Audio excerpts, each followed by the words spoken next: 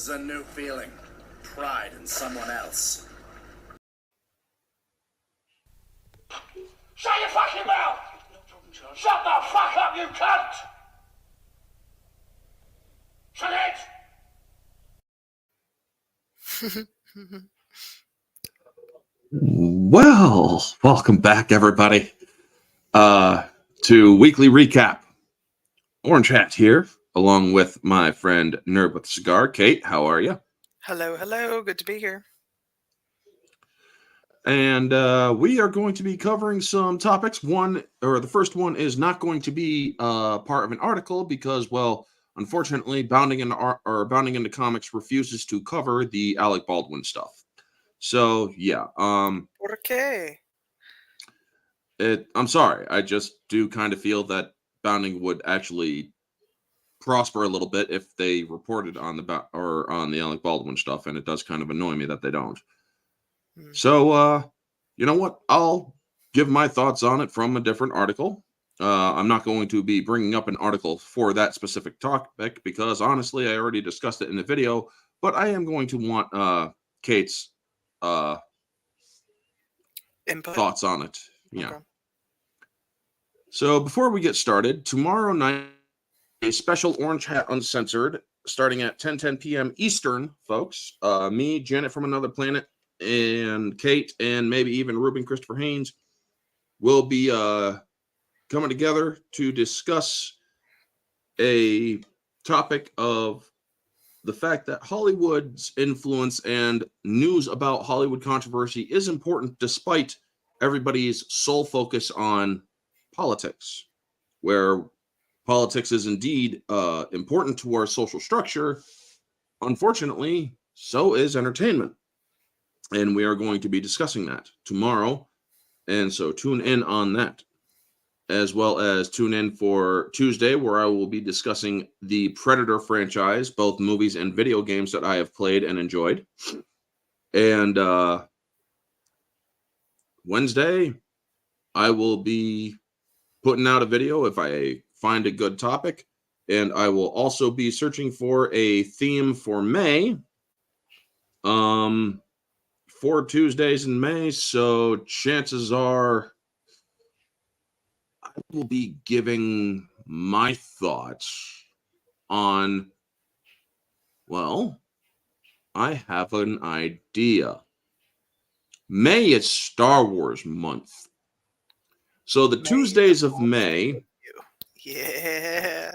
I will be discussing Star Wars, not the movies all together, or not the movies one by one, but the original trilogy, the prequel trilogy, and yes, I will even be giving my thoughts on the Disney trilogy.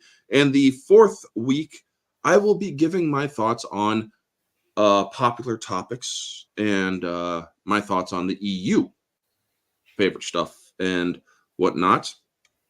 And if anybody wants to join, sure, I'll let you on. It's all at 1:30 p.m. Eastern on Tuesdays. So Wednesdays and Thursdays in May will be, or me and Mara are doing our ones and twos and singles. The ones and twos it's Wesley Snipes theme. So it's Blade 1 and 2 for the ones and twos, and it's Murder at 1600 for the first singles, and Demolition Man for the second singles on my channel, 8 p.m. Thursday nights.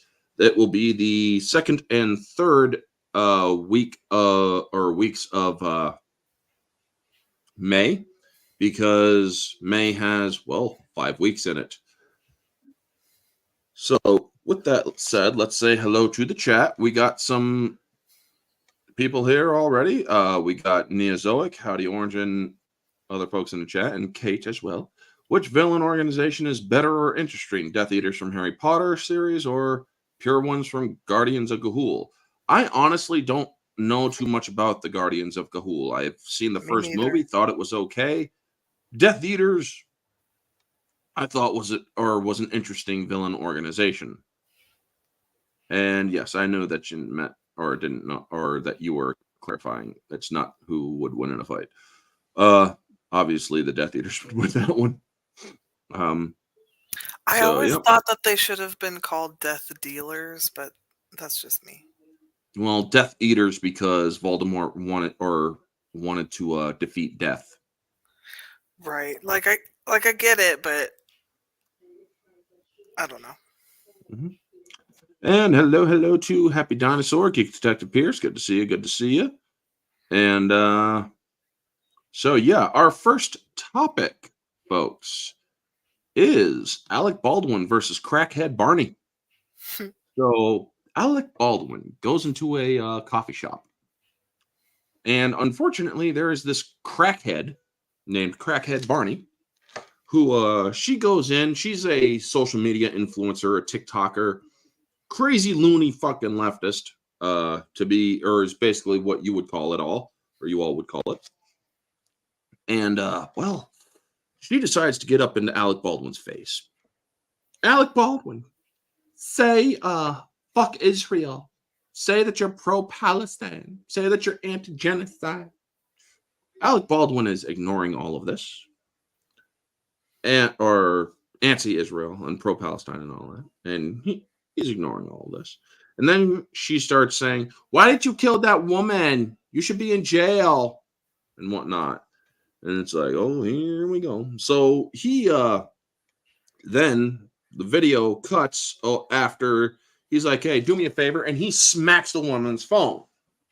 Now, the New York Post, in which I reported on, basically showed that he grabbed her phone. This led outside into public, folks. Outside into the public. And basically causing her to lose her shit, saying, oh, I got assaulted by a celebrity. And it's like, well, that's what your sole intent was. Harassment to the point where they feel the need to defend themselves. And, well, congratulations. You got what you wanted. Now, a lot of people, or I've seen some conservatives online when this happened. It's like, Alec Baldwin is a scum, but he doesn't deserve this. You're right. He doesn't deserve that. But I would have no sympathy for him. The way I would say it is Alec Baldwin got harassed. Big fucking whoop. Alec Baldwin killed a woman and felt nothing about it. In my opinion, he felt nothing.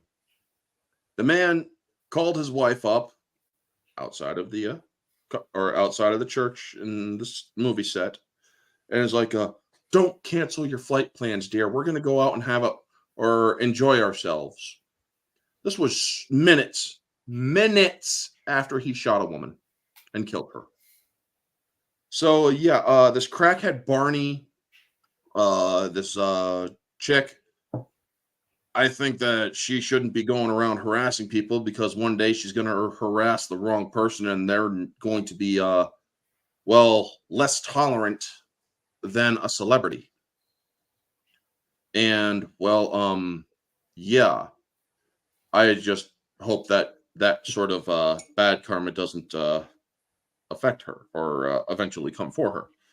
But what are your thoughts on this whole situation where this woman continues to get up into his face say fuck Israel, say that you're pro Palestine, and then calling her out or calling him out on the Helena Hutchins thing?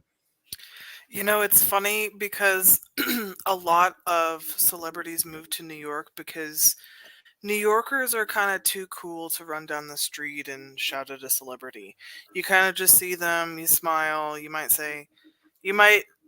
they know that you know who they are, but you just play it cool. You know, it happens. Spent a bit of time in New York and you just, you catch their eye. They know that you know that you're there, but you just keep going. So for Alec Baldwin, who's as big as he is, to live in a city where he probably didn't get harassed a lot, to now get harassed by this like TikToker, because I feel like TikTok has changed the game of, you can just like walk up to people with your phone up and people just assume that you're, an online person. Yeah. Here's the thing. I do believe that people have the right to privacy. And that doesn't change, like, based on who you are. Yeah, Alec Baldwin's a piece of shit. But, yeah, maybe don't run up to somebody. But, yeah, there's a lot of things going on here. I don't feel bad for anybody calling him out on being a murderer. I don't feel bad about that. I don't think it's wise to just run up to anybody with your phone up, recording, saying dumb shit. Get rid, in New York especially, you're probably going to get smacked in the mouth, or at least your phone smacked out of your hand. It's not assault, really. You were egging them on. You know what I mean? But I don't know. Depending on the state, you actually do have the right to remove a person's phone from them if they are right. harassing you to the point where they're up in your face. So I don't know the rules in New York, but I don't know. I'm kind of done hearing about Alec Baldwin. Unless I hear that he's like going to jail. yeah. Oh, believe me, I will be covering the trial as much as I can in June when it happens. So that will be the end of this particular topic. Just wanted people to know I do feel that Alec Baldwin does not deserve sympathy for being harassed. Now, I do not think he should be harassed, but I also have no sympathy if he is, because this man has shown sociopathic tendencies in response to Helena Hutchins' death. Whether it is murder, they're going after him for involuntary manslaughter. That's the charges. To me, murder always will imply intent. So I will disagree and agree to disagree with Kay on the definition of murder, where to me the law says that murder implies intent, essentially. So moving on to our next topic, which is Harvey Weinstein. In New York City, his convictions have all been overturned, folks, and we will have an article to read up here, and I will be going over to the article to read it. So I do apologize if. This is wild. Kate, I didn't have this on my bingo card for 2024. You know what I mean? Yeah. So, Kate, let me know if my camera drops or if I cut out. Just say something like, "Oh shit, there he goes." Will do. So So, New York Court of Appeals overturns disgraced Hollywood producer Harvey Weinstein's 23-year conviction, orders a trial. This is from Pounding into Comics. Shout out to the boys over there. Harvey Weinstein's 23-year grape conviction, we can't really say that word here, has been overturned by a New York court or appeals court and ordered a new trial, as they find the former Hollywood producer's trial judge allowed prosecutors to call additional accusers unrelated to the trial to testify against him. Per Fox News, originally sentenced to 23 years in prison following the February 2020 conviction of forcing oral sex on Mamie Haley in 2006 and third-degree grape of Jessica Mann in 2013, the State Court of Appeals overturned Weinstein's sentence in a 4-3 decision. According to the outlet, the appeals court came to the decision after they found the judge presiding Weinstein's trial had allowed prosecutors to call forth 4 additional women who were in no way involved in the Hollywood producer's trial at the time to testify. In a statement issued to Fox News, Weinstein's lawyer declared justice was served. I believe this decision is larger than Harvey Weinstein. Courts cannot operate on emotion and lack of due process. She is right. She is absolutely correct. Absolutely. The world is off balance, and when the justice system does not work, nothing does. This decision restores faith in the foundation of our system. Now, folks, does this mean that I think that Harvey Weinstein is not guilty of the charges and whatnot? Absolutely not. I do believe the man is a pervert, personally. I do believe the man is a disgusting individual. However, I do believe he needs to be tried correctly. and not in a corrupt fashion. Because when you do things in a corrupt fashion and incorrectly, you have shit like this happening where their convictions are overturned due to improper or due to impropriety. So during the press conference on Thursday, Fox News reported Ashley Judd, who was the first actress to publicly level accusations against the Hollywood producer, decried the appeal court's decision to overturn Weinstein's conviction. That's the first I heard of it. I went on record telling my story because when survivors tell their story, they are exercising a powerful form of leadership that sparks others to join in shared action that catalyzes change, Judd declared, asserting that this today is an act of institutional betrayal. No, it isn't.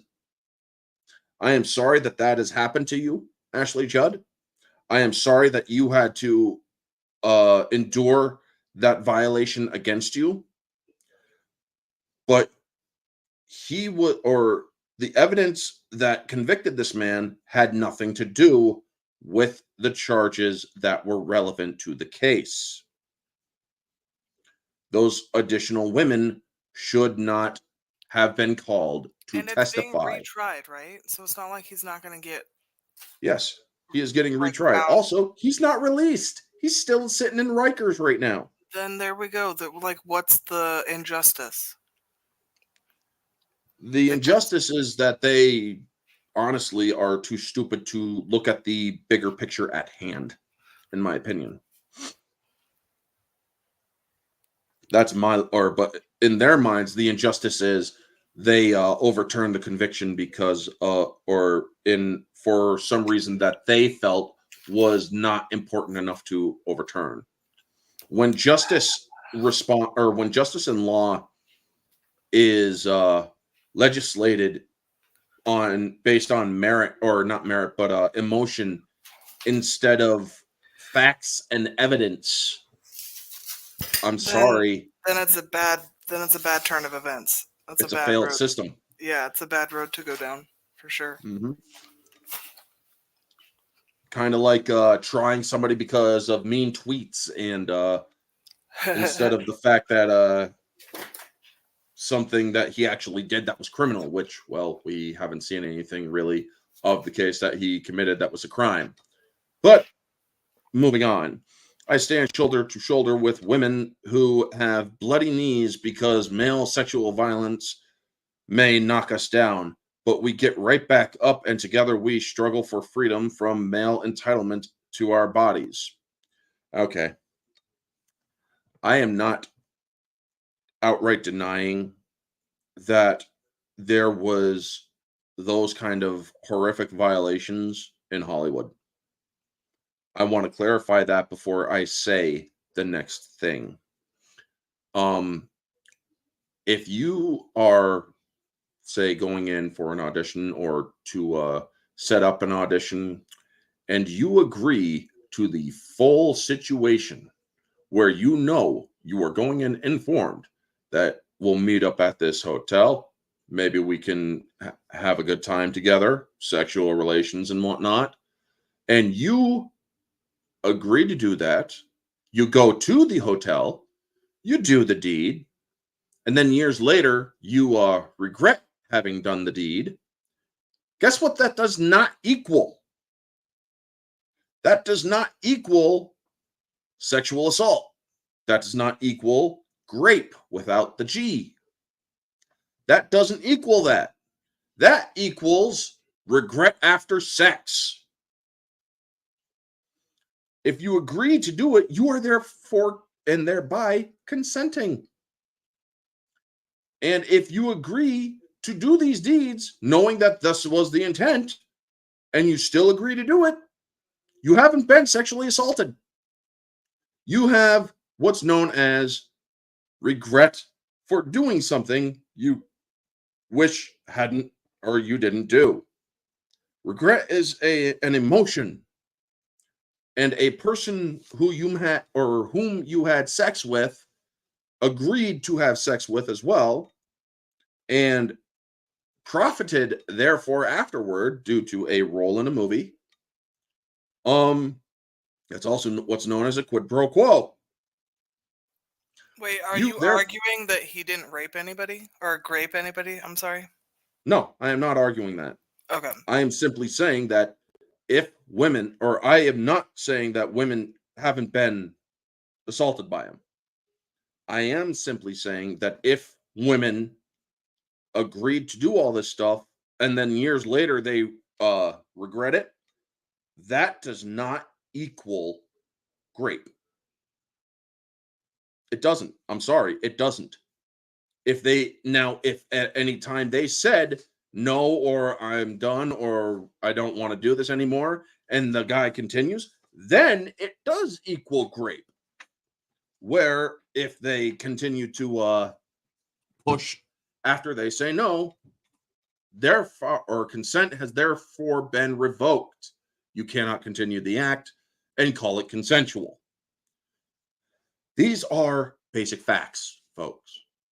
If the guy, or if Harvey Weinstein told a woman that if you want the role, get on your knees and do the business, and if that woman got on her knees and did the business, and she is therefore consenting.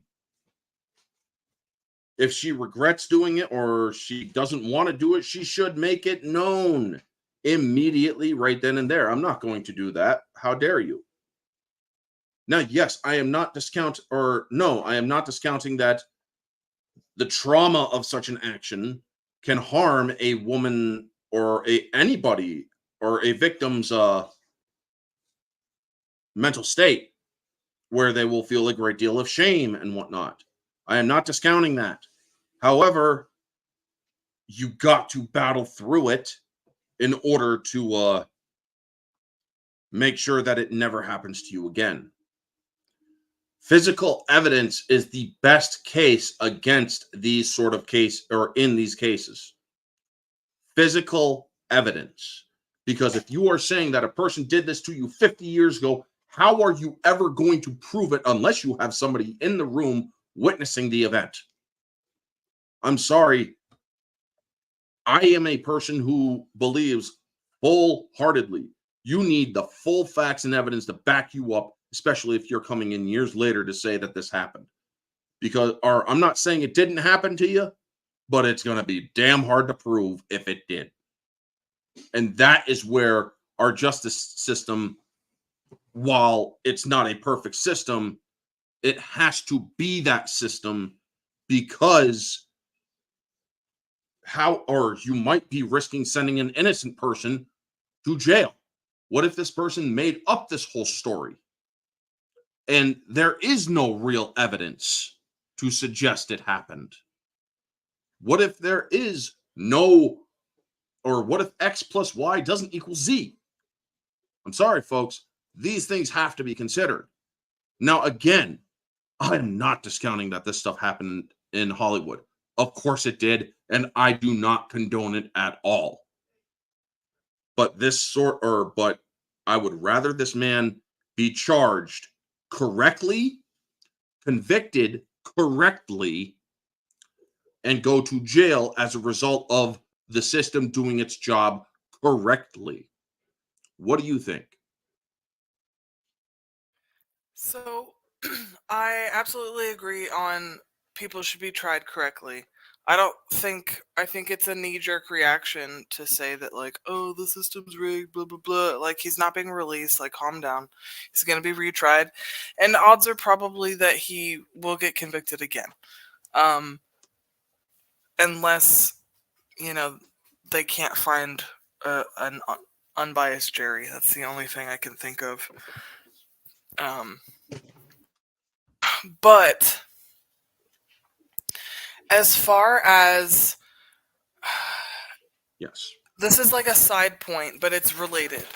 So Hollywood wants to say, like, oh my gosh, everybody's racist and blah, blah, blah, and sexist and all this stuff. And it's like, that's you guys. You guys are the ones that have sexual assault, like, up the wazoo in your department, and like, or your, like, area of work, like kids being assaulted, kids being raped, that documentary that came out recently about all those Nickelodeon kids who were assaulted.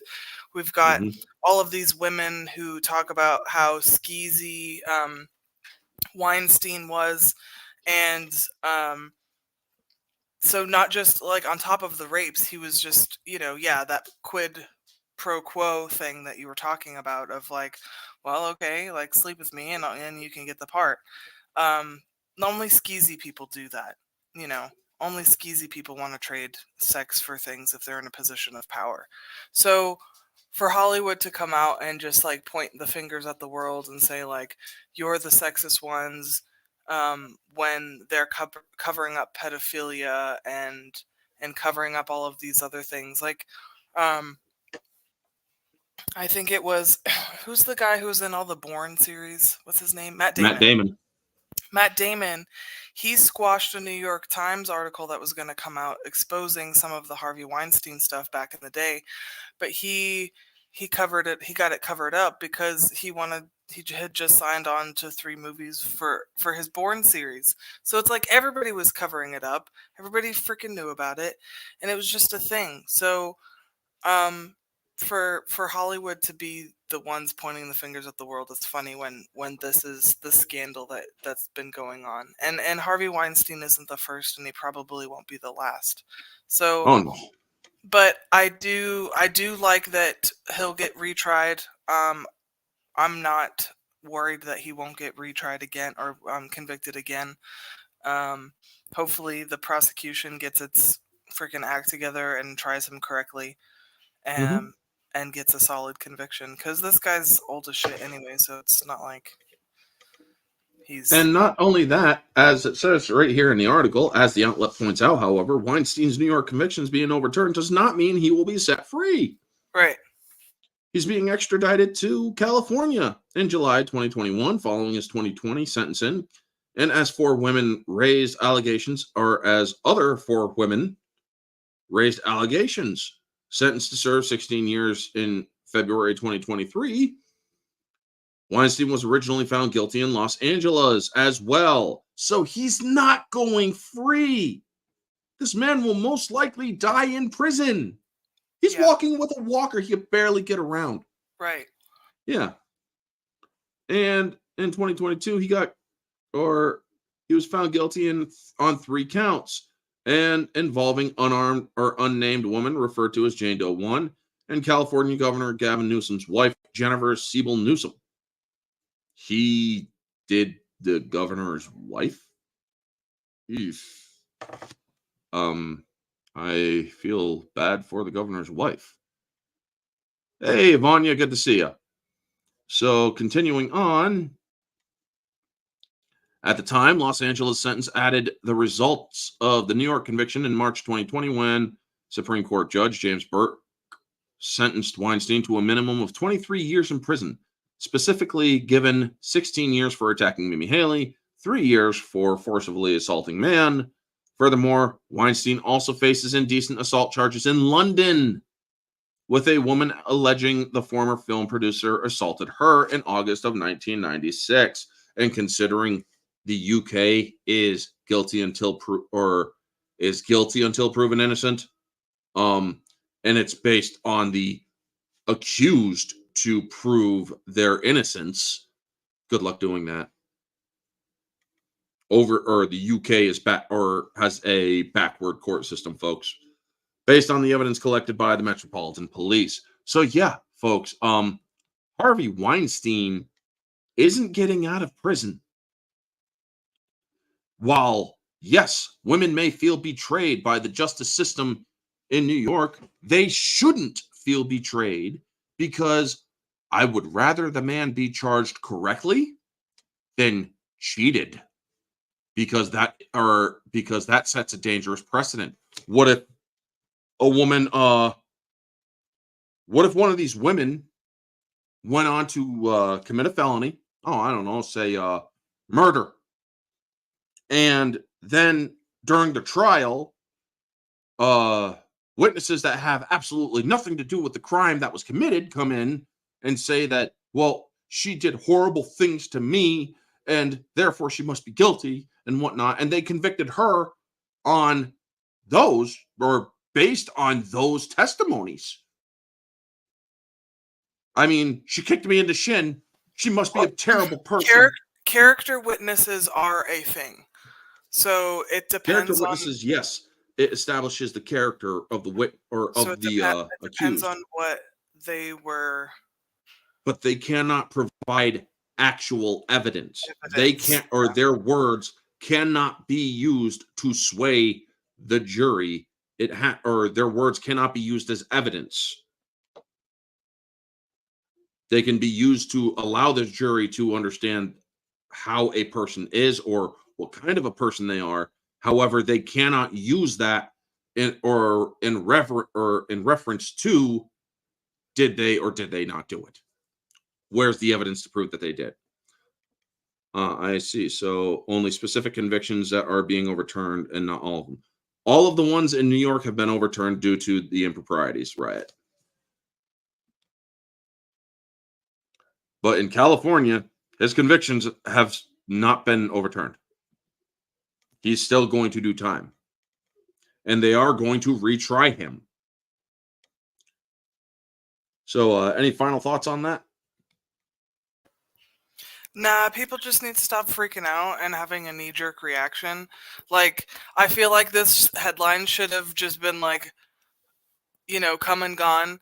It should have been, Harvey Weinstein to be retried in New York, not free. It should have been swept under the rug. This shouldn't have been a thing, but only because Ashley Judd came out and had to have another 15 minutes in the spotlight. And play the victim card again. And this isn't, I'm not victim blaming, but I feel like a lot of times if somebody has something terrible happen to them 20 years ago, they try to ride that wave for the rest of their lives, Mm-hmm. And I don't mean this to be unsympathetic or insensitive or anything like that, but more to try to lift people up. Like, if you've had something bad happen to you, that's not the end of your life. You can move forward, and there is light at the end of the tunnel, and there are people that will care about you and help you move forward and deal with grief and move on and heal. So not trying to be an asshole, but stop living in the past, stop living in your past trauma, and move forward. There's hope ahead. Yep. So with that, folks, we are going to get to a little bit more positive news. Deadpool and Wolverine, or DP3 as I call it. Director says the movie is about entertainment, not agenda. So this also comes from Bounding in the Comics. Now, folks, I have seen the Deadpool Wolverine trailer too. And as much as I give Disney shit, as much as I am very critical, I am objective in saying that this movie has my attention. I have seen the trailer. I will not play the trailer, as it is most likely going to be a copyright strike against me, because, well, look at what happens when I do streams with Mara and show just tiny bits of pieces of a movie. I end up getting my streams taken down, paused, blocked in all countries and whatnot. So I will not be playing the trailer here. The trailer is great. Madonna's song playing over the trailer is freaking hilarious. It does a good job at grabbing my attention. So let's get into this article by Bounding here. Deadpool and Wolverine director says Marvel sequel respects canon, but does not require homework to enjoy. This movie is built for entertainment. I like the sound of that already. In a promise which, if true, would present a significant and welcome deviation from the current homework-heavy state of the Marvel Cinematic Universe, Deadpool and Wolverine director Sean Levy promises that while the upcoming sequel will definitely honor and respect Marvel's established cinematic lore, audiences will not need to research any of this information in order to enjoy the film. Levy offered this assistance to interested viewers while speaking to Associated Press following this April 22nd release of the film's first official trailer. Following or reflecting on how unwieldy the confusing MCU canon has gotten in recent years, particularly of those who either did not or only briefly glance at the franchise's Disney Plus outings, to the outlet's Lindsay Barr, the director opined, "I was a good student in film school. I'll do my homework as an adult.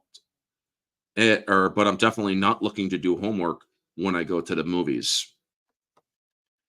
Perfect. I like the sound of this already. statement. See, Yeah. I heard that the trailer came out and I didn't want to see it because I feel like a lot of times trailers nowadays give a little bit too much away.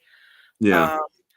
So I already knew I was going to see whatever came out. I knew it was going to be Deadpool and Wolverine. I really liked what they did with Cable.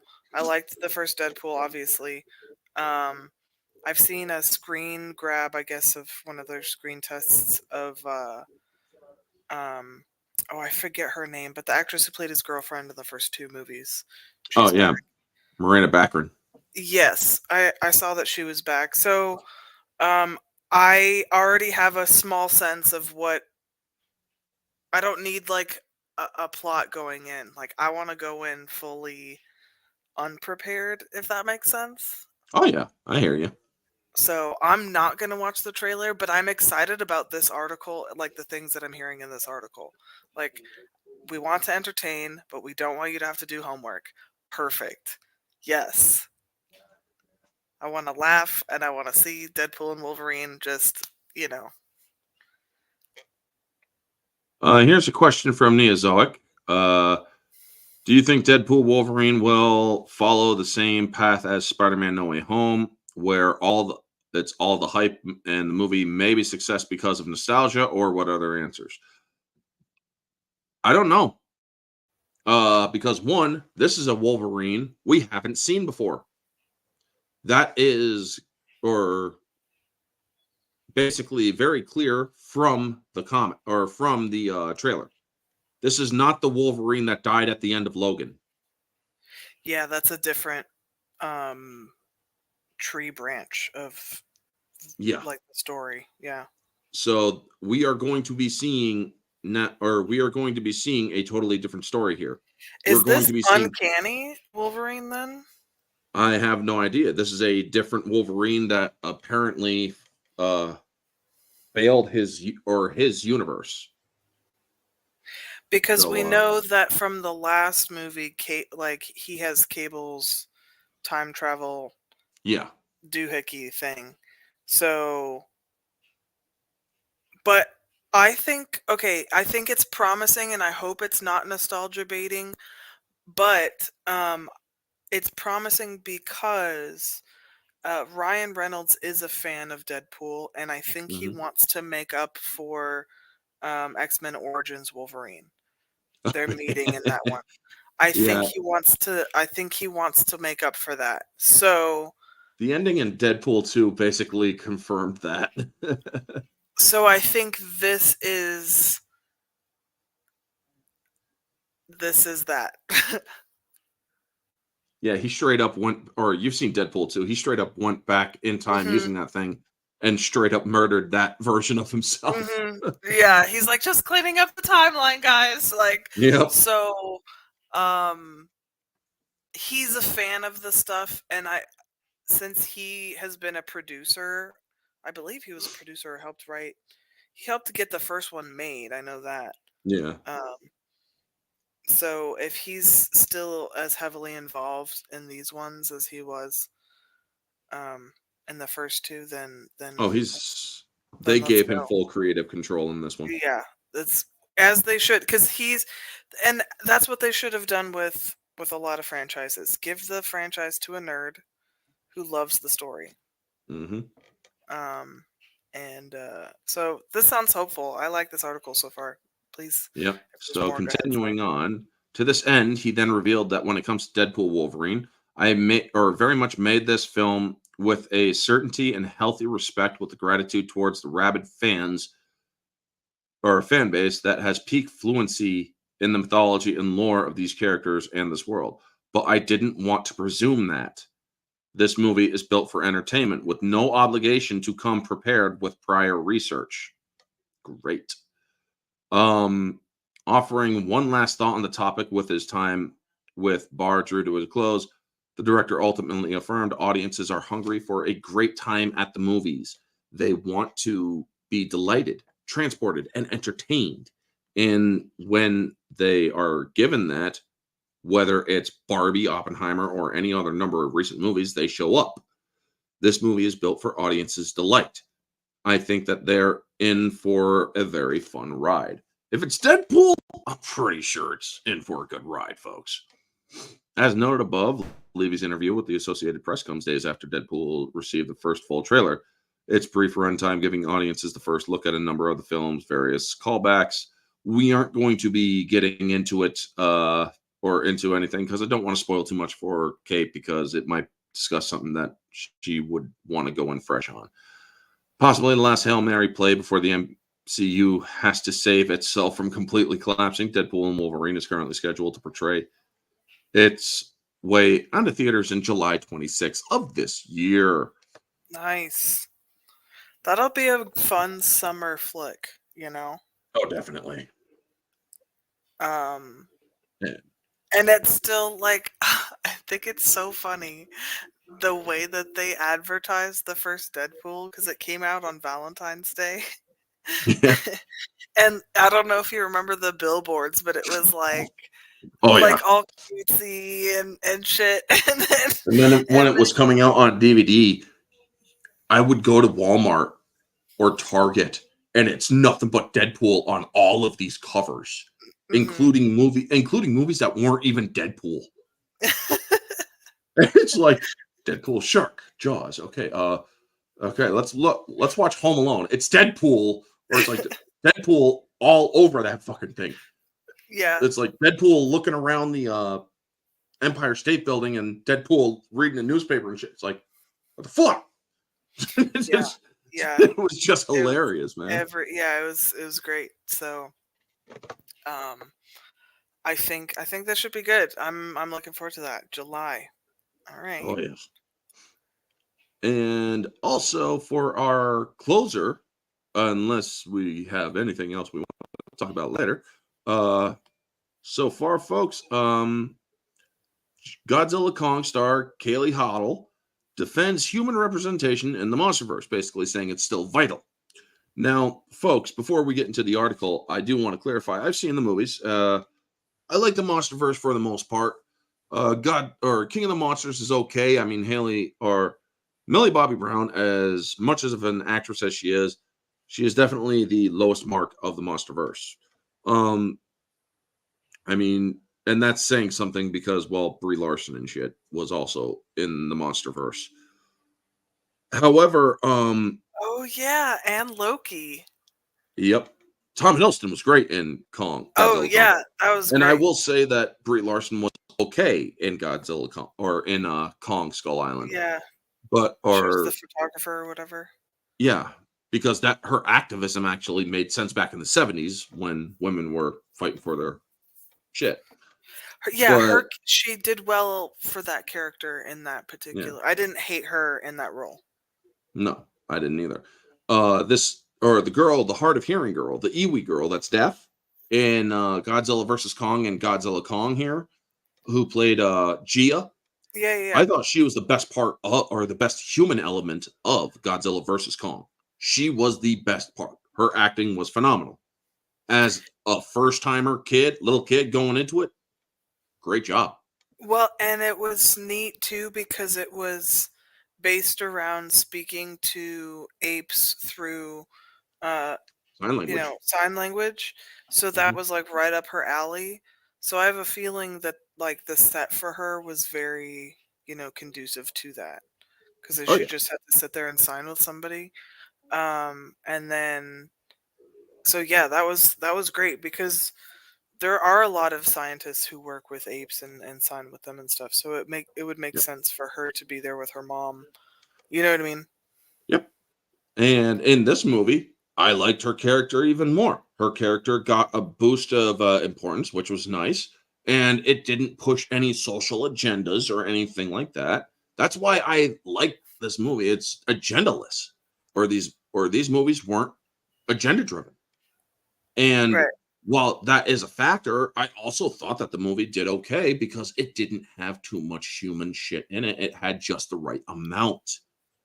It didn't There's a push good amount. any Yeah, overt you need to story have a to it. good amount. Yeah, And because also, like if you're going to even have, or go ahead. like even the original Godzilla movies, there was quite a bit of like storytelling with the humans, Oh yeah, as well as you know, yeah, we want to see the puppet Godzilla go through and smash stuff. Like I want to see smashing. Yes, we want to see smashing, but I want to see story too. same here. I mean, and if you're going to do it right. Do it in a way that is interesting to see. Right, I right, mean, right. because I got questions that I'm reading the book right now to the movie, which one I've seen a lot of people come up with, or a lot of people didn't like the fact that Godzilla was. Have you seen this movie? Wait, I feel like I've seen every single The Godzilla. Godzilla or Godzilla Kong, the latest one. Have you seen it? Yes. Okay. Well, a lot of people comment on Godzilla straight up killing Titans for whatever reason and whatnot, and it's like he's just straight up being an asshole and murdering these monsters. It's like, and I have said before I even read the book, Godzilla understands things on a much higher plane than we do. He Right. understands the world in a much greater way than we do. So if these creatures are being killed by him, he They need to be understands that they are needing to die. right. So when he killed Scylla, spoilers, folks, when he kills Scylla in the movie, the big crab, Hmm. he killed Scylla for a reason. Scylla, well, watch the movie, and for those of you who haven't seen it yet, but in the books, it's explained very closely in Godzilla's own mindset why he's killing her and her, or the reason why he's pursuing her. That's the wonderful thing I love about these books, is that they actually go inside the mind of Godzilla and Kong and or at times. And so when I read that bit, it's like, fucking thank you. That's what I've been saying on a bunch of freaking bigger channels reporting on this shit. And it's like, yeah, Godzilla understands the world events to a much higher degree. And I even proposed a theory to some of the bigger channels, Dangerville, D-Man 54, and Altiori. It's like, I'm curious as to your guys' thoughts, because it's hinted that Destroya might be coming, according to the director, Adam Wingard, that they're going to want to bring a Destroyer or Destroya like Titan into it. So it's like, maybe Godzilla could have sensed more than just one threat at the time, because he, again, folks, in the movie, it's stated in the movie, he's supercharged to 20 times his previous peak. Mhm. He's 20 times stronger He than, just keeps getting like bigger and better. Like, yeah. I know it wasn't this one, but the last one, I was like, man, I kind of want to see Mecha Godzilla, and then they did like Mecha Godzilla. I was like, hell yeah! Like the little kid It's nerd like, in me oh was like, shit. Yeah. let's go. So seeing all these Titans and seeing him like kind of like we're seeing like the OG where he's going through them, or we're seeing Mothra and shit. You know what I mean? Like we're seeing all of them. I like I like this trend, and I just like a good monster movie. You know Mhm. what I mean? Oh yeah. And this So Monsterverse is great, but yeah, the humans are definitely still vital to the Monsterverse because we live on this planet, and it's fun to see in this like universe that they've created, like how do people deal with like every couple of years there's just like this huge monster battle and we're just gonna have to like move out of New York City because it's gonna get destroyed. You know what I mean? It's just kind of funny to me. Like I find that entertaining. possibly. I don't know if he said that, but I do know he said he wanted to bring a destroyer like monster in it. But let's get into this thing here. Godzilla Kong Empire or New Empire star Kaylee Hottle views humans as still vital to the Monsterverse. Obviously so, because Gia is bonded with Kong. She has a connection with him, like quite literally. Yeah, they're It's explained. bros. She is psychically connected to him due to her Iwi lineage. So Godzilla Kong opened a pathway to fulfilling a desire for more monster action and less of the human arcs that have driven kaiju movies in the past. However, the Monsterverse has a way to go. New Empire has enough for people to get away with doing as paper thin as critics and audiences feel about the storylines are. Yeah, the critics were pissed off, folks, because this movie wasn't woke. That is my assumption, and I'm sticking to it. Yeah, because the critics I don't think the critics, well, correct me if I'm wrong, but I don't think the critics have liked any of these movies since Skull Island, if I remember. I think so. Yeah, Skull Island was the biggest one that they liked. What's the one that had oh shoot, what's his name? The guy from Heisenberg from Breaking Bad. Bryan Cranston. Oh, that was 2014. I remember liking that one, and then the critic score being like kind of low. I'm like, why?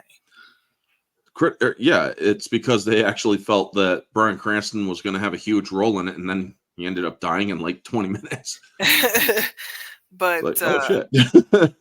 Well, I mean, I thought it was. I mean, he was in the trailer a lot, so you thought it was going to be like Heisenberg. He was the focus of the trailer, right? And then it was just his son. But I don't know. I enjoyed the film. Same here. I loved it. So, Gia, played by Kaylee Hottle, is a driving force in that respect, and like Kong, her journey uncovers more secrets of the Hollow Earth. Hottle is young, but her viewpoint is old school as she sees the importance of the perspective of the human characters. The monsters have their own world, and we as humans are trying to understand that world. We're trying to find a path that connects us. She said when interviewed by comicbook.com. Moreover, she pushed the significance of her character. So there's Gia. She's also a human, so she's able to connect to those people in a human world with her Hollow Earth tribe as well. Legendary Pictures and producers of Kong and Godzilla films in general, that being Toho primarily, and Universal for Kong, will probably always see value in the humans guiding the story the way they did in King Kong, the first Gojira, Godzilla -1, and beyond. Therefore, Hottle's job is secure for now. That said, the stated goal of those working on these pictures today, who also grew up indulging in the kaiju genre, is to eliminate the human element of it as much as possible. One day, Godzilla vs. Kong co-writer Max Borenstein envisioned that future as doable in 2021. I do think it could be done. I was thinking about the same thing. I think that it would be amazing, actually. This movie was a good, I'm sorry, folks, this movie was actually a good test for that. We saw stretches of this movie where Kong was by himself. Yeah. We didn't need to, or we understood through actions what was going on. We didn't need people around to tell, so yeah. I will say the pantomime of it was good. Like, the storytelling, you followed it. It was simple. Like, you didn't have to, You didn't need humans to explain everything. And I was thinking about the same thing. I think it would be amazing, actually, comparing the scope of the Endeavor to Mad Max Fury Road. I think it's totally possible to do something in an absolute minimum amount of human characters and really characterized creatures. So the time they've humanized Kong over the last few years, or the last two movies, it would have been Borenstein's wish coming true, or it would seem Bornstein's wish is coming through. So I think that Kaylee Hottle has a good point here, folks. Humans are always going to have a sense of importance or a need of being in the movie or in the movies, but it is the Monsterverse. We are here to see the monsters. I'm sorry, that's just the way it is. We're here to see the monsters in the Monsterverse, and as this movie showed, we do not need the humans constantly saying shit. I mean, yes, that's also what books are for too, but not everybody's going to want to read the books. And I acknowledge that. But this movie did a good job with explaining what was going on through action. You had Kong looking for his own people, finally coming across some of them, and instead of being happy, it's like, oh, hey, another one. They're like, kill this fucker. I think too, like this movie had a good ratio between the human aspect and Yes. the monster aspect. Also, the human aspect is vital for emotional moments, but I think also, especially in a lot of like big blockbustery, and I'm not saying like these particular movies, but I think it just happens in general, with big, like explodey kind of films where they'll just have some science guy saying some mumbo jumbo, and it's just annoying because they're like, well, let's just get this guy in here to say some BS about some science so it sounds legit. And it's like, I don't need scenes like that. If you're gonna bring in the human element, make it like, oh shoot, we have to evacuate the city because these two titans are about to fight, and somebody's grandma's about to die because she's in chemo or something. Like, make it personal, or make it or make it what they did with her character, where there's like that connection between Gia and Kong, and there's that relationship, and that bond. Do stuff like that, but don't put in like unnecessary exposition when you can have moments of just, hey, let's have Kong explore his world. Let's have Gojira or Godzilla explore, and do stuff, Let's have like an emotional element to what they're thinking, because these beings are super ancient and humans can only, interact the way that we do. Anywho. Yep. And yes, this was a huge problem for the 2014 movie. As much as I like the 2014 movie, I do acknowledge that movie was way too human focused. Gareth Edwards went by the less is more trope when it comes to Godzilla, and it's like, sure, but if Godzilla is the titular character, he deserves more than 10 minutes on the screen,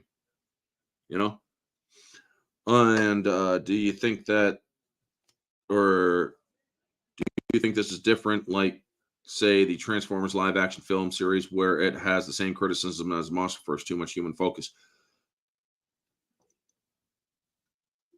The Transformers movies, yes and no. You see, humans were interacting more with the Transformers in the movie, and therefore it was necessary to have that human element, or they've always interacted, where it's like, Godzilla is not going to sit down with a character and fucking sip a teacup the size of the Liberty Torch. I'm sorry, it's just not going to happen. And Kong, yes, is a sort of link to the humans. A lot of people say that Serizawa's point of humans need to coexist with Godzilla is irrelevant due to this film and the last film. That's simply not true, because what he has pointed out about Godzilla is that Godzilla is a balance point for nature. He is striving to keep the world in a balance. And humans are not necessarily a balancing act when it comes to nature. We have done a lot of shitty things to this planet. So when they're saying that we need to coexist with Godzilla, yes, we need to understand that Godzilla is not going anywhere. And if you try to kill him, he could fucking wipe us out. He'd be like, oh, you guys tried to kill me. Okay, I'm going to slaughter you. And if you're doing something that's going to tip the balance of nature, like, say, creating a robotic titan that poses a threat, yeah, he's going to kind of get pissed. He's going to take that thing out. Yeah. I mean, if it wasn't for the fact that he blasted a hole from the surface of the earth down into the hollow earth, I guarantee you, he would have probably kicked the shit. And also, if it wasn't for the fight between him and Kong, I'm pretty sure he would have just handily slaughtered Mechagodzilla. Also, the Transformers, Cybertronians have their own culture, society, hobbies, etc., where they could have their own movie with or without the humans, depending on the story. Yes, there is quite possibly that too. But humans have always been a coexisting element with Transformers. While Godzilla and Kaijus don't have the same level of intelligence compared to compared to humans, Transformers, the Kaijus are intelligent animals, but not in the same level as us humans. Neozalk, I'm going to respectfully disagree with you because, as I pointed out, Godzilla understands this world's needs better than we do. He understands that he can literally, or in the book, it's explained in the book, folks, Godzilla is essentially omnipotent or omniscient when it comes to the level of awareness of the planet. He is aware of everything aware of things going on in Hollow Earth. He is also aware of things going on around the globe. He can sense when frickin' Scylla is moving, and he could be simply laying on the bottom of the ocean, sleeping. And it's essentially Odin's sleep, where he can still hear and see things that transpire around him. He's basically essentially Heimdall. He can feel it all, see it all, hear it all, and he understands it all. So his level of understanding things is far beyond humans can ever understand. Because honestly, humans are pretty fucking retarded when it comes to being aware of what's best for the planet, because we are selfish creatures. So yeah, I'm going to disagree very heavily with Neozoic here in saying that animals are not intelligent or are not as intelligent as humans. Yes, animals may never be able to find a fucking cure for cancer. Animals may never be able to reach the stars with space travel. But when it comes to animals and their basic simplicity as well as their complexity, animals are intelligent in ways that humans can never be intelligent in those areas. They are aware of things that are true no matter what humans may perceive. Humans are so fucking stupid that they are trying to convince people that non-binaryism exists. In fact, when it doesn't. Humans are trying to think that humans can spontaneously change from male to female when they are just because it's in your head. Yeah, that shit is a mental deficiency. I'm sorry, it is. Humans cannot we don't have the genetics to change, or the genetic control that an amphibian does. We are not amphibians. We are humans. We are mammals. We are primates. We cannot change our sex in a single sex environment in order to continue to spawn our species. We can never change our genetic origin. If we are born male or female, there is no there is no other I'm sorry. That's just the way it is. Now, yes, there is the in-betweens, but they are still within the binary boundary of nature. The hermaphrodism. You have the female presenting hermaphrodism, the male presenting hermaphrodism. There is no non-binary where it's like you're neither male nor female. I'm sorry, that's just not true. Nature is binary. Humans are, whether we like it or not, part of nature. Godzilla can perceive shit while freaking napping. He can perceive shit on the other side of the fucking globe while he's taking while he's freaking sleeping on the bottom of the ocean. And yet, we all seem to think they're just dumb animals. I think that animals are more intelligent than humans, to be completely honest. And that I see that you're not disagreeing, but man, I am going to disagree with the same or have the same level of intelligence. True, they may not have the same level of it or of scientific intelligence that we do, but as Gellert Grindelwald said in Crimes of Grindelwald, they are not lesser, but other. When he was speaking of the nomages, or the non-magique, the muggles. The same goes with animals in nature. They are not lesser, they are other. Now, when it does come to humanity, however, when they are, or when you have people who are willfully, meaning doing it on purpose, believing things that are proven wrong and false, I do believe they are lesser due to the fact that they are purposefully believing in something that is proven false. And you can come at me all you fucking want.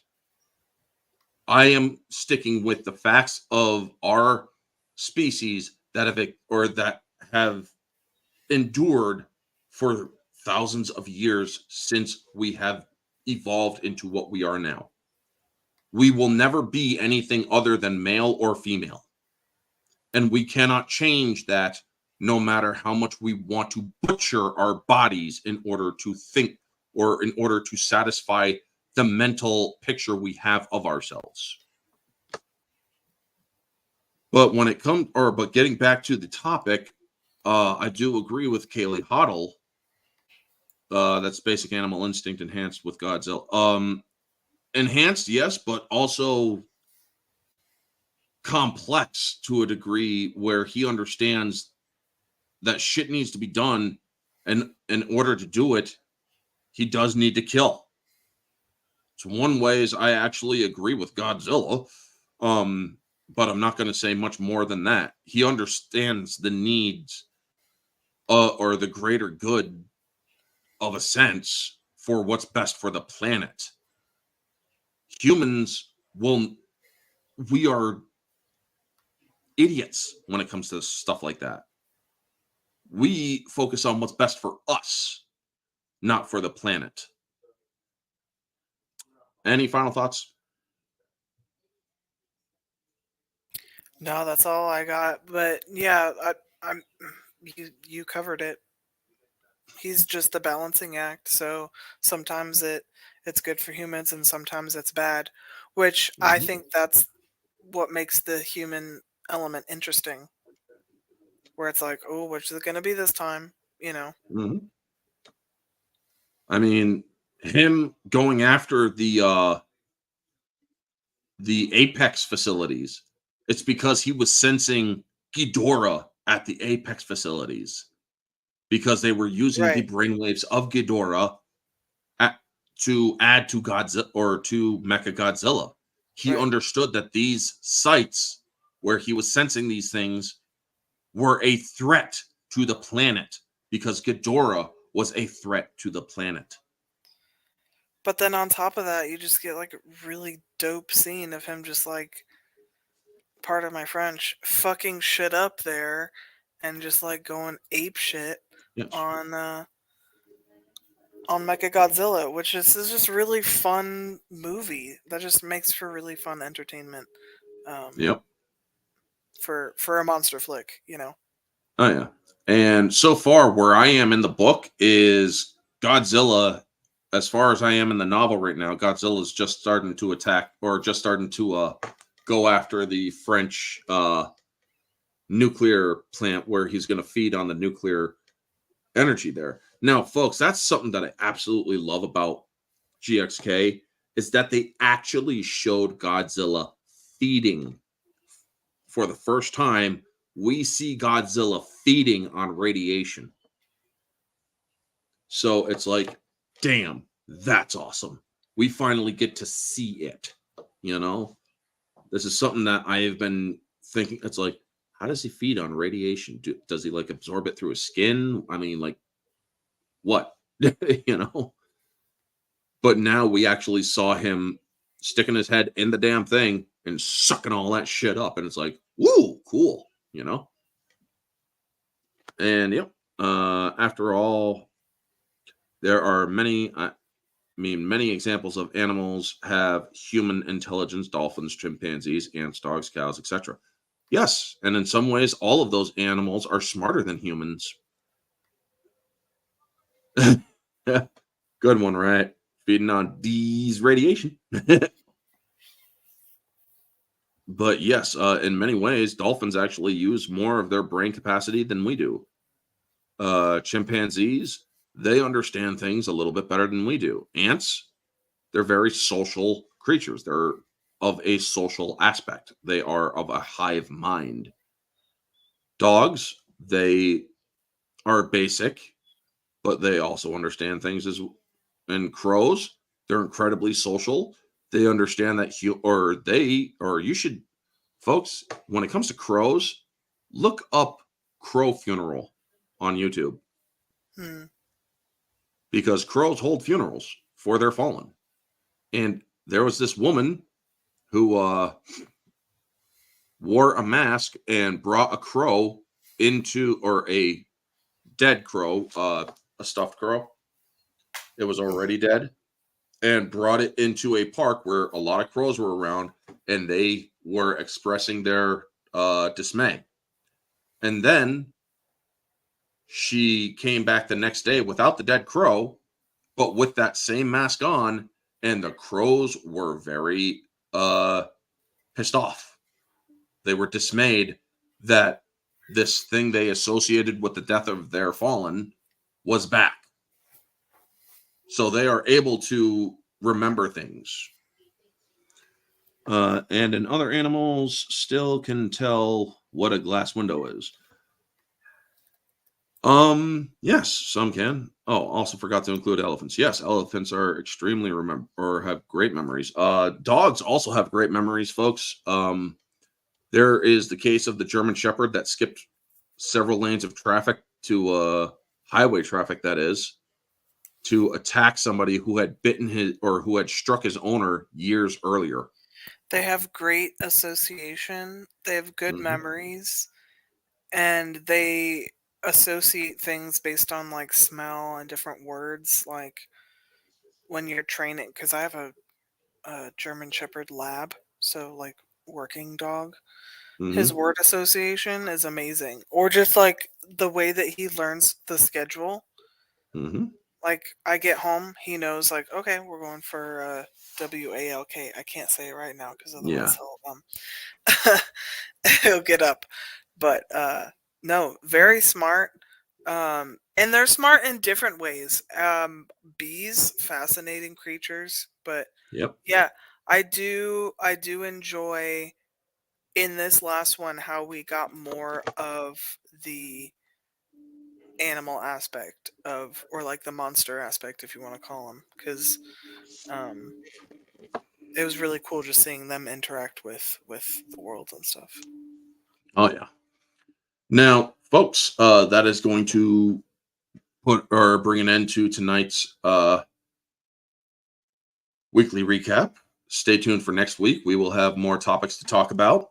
Tomorrow night, 10 p.m., Kate, Janet from Another Planet, and possibly Ruben Christopher Haynes are going to be joining for a special Orange Hat Uncensored at 10:10 p.m. Eastern, where we're going to be talking about the influences of Hollywood and how it is just as dangerous as the influences of Washington, D.C. and politics. So, also Tuesday is the last of the April theme streams. I'm going to be coming up with, or May is going to be the Star Wars theme streams, where I give my thoughts on different aspects of Star Wars. I might do, or I know I said I was going to do it in a certain way. That might change. That's just the generic concept so far. It's definitely going to be Star Wars themed, folks. So I will be thinking about it as I go. But thank you to everybody who stopped in: Neozoic, Riot Kitty, Vanya, who else? Geek Detective Pierce, and Happy Dinosaur. Thank you so much for tuning in. Y'all are freaking amazing and awesome people. Tuesday night will also be the Barroom Podcast on Society Reviews channel. And Friday night is normal Orange Hat Uncensored with Janet from Another Planet and others. So take it easy, folks. Y'all have a wonderful night. And always remember to stay humble.